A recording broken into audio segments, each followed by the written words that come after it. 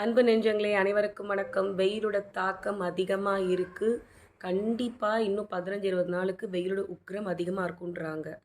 சரி, நம்ம என்ன பண்ணலாம், எப்படி தப்பிச்சுக்கலாம் அப்படின்னா, சாயங்கால நேரத்தில் நல்ல காற்று வாங்க வெளியில் வந்து உட்காருங்க ஒரு 10 நிமிஷம். இல்லை பால்கனி இருந்தால் நில்லுங்க. இல்லை ரோட்லேயே வந்து நின்று நல்ல காற்று வந்து உங்களுக்கு அடிக்கும். அதை கொஞ்சம் நேரம் அந்த காற்றை வந்து வாங்குங்க. அடுத்தது பார்த்திங்கன்னா, உணவு வந்து லேசாக சாப்பிட ஆரம்பிங்க. சுட சுட சுட சாப்பிடாதீங்க இந்த நேரத்தில். கம்மங்கூழ், கேழ்வரகு கூழ், வரகு, சாமை, கஞ்சி இந்த மாதிரி எடுத்துக்கோங்க. ஆரஞ்சு, மாதுளப்பழம் இதிலலாம் வந்து ஜூஸ் போட்டு குடிங்க. சர்க்கரை போடாமல் இயற்கையாக அந்த பழத்தோட சாறையே குடிங்க. கேரட்டு, அப்புறம் வெள்ளரி பிஞ்சை ஸ்லைஸ் பண்ணி லேசாக கேரட் போட்டு லைட்டாக தயிர் போட்டு குழந்தைங்களுக்கு கொடுங்க. வாழைத்தண்டு இந்த மாதிரி நல்ல நீர் உணவுகள், சுரக்காய், பீர்க்கங்காய் இதெல்லாம் எடுத்துக்கும் பொழுது உங்களோட உடம்பு உஷ்ணம் குறையும். நெய்யை நல்லா உருக்கிட்டு சாப்பாட்டில் குழந்தைங்களுக்கு கண்டிப்பாக கொடுங்க. வயிற்று வலி குணமாகும்.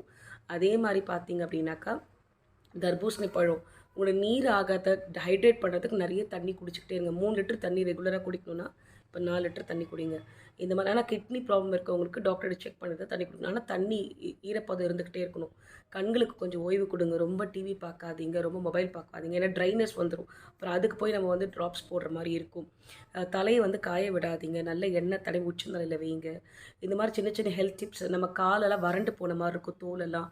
அதுக்கு நல்ல தேங்காய் எண்ணெயே போதும். மாய்ஸ்சரைசர் ஸ்கீம் இருக்குது, ஆனால் தேங்காய் எண்ணெயே போதும். இந்த மாதிரி சின்ன சின்ன டிப்ஸ் ஃபாலோ பண்ணி உங்கள் ஹெல்த்தை பத்திரமா பார்த்துக்கோங்க. நன்றி, வணக்கம்.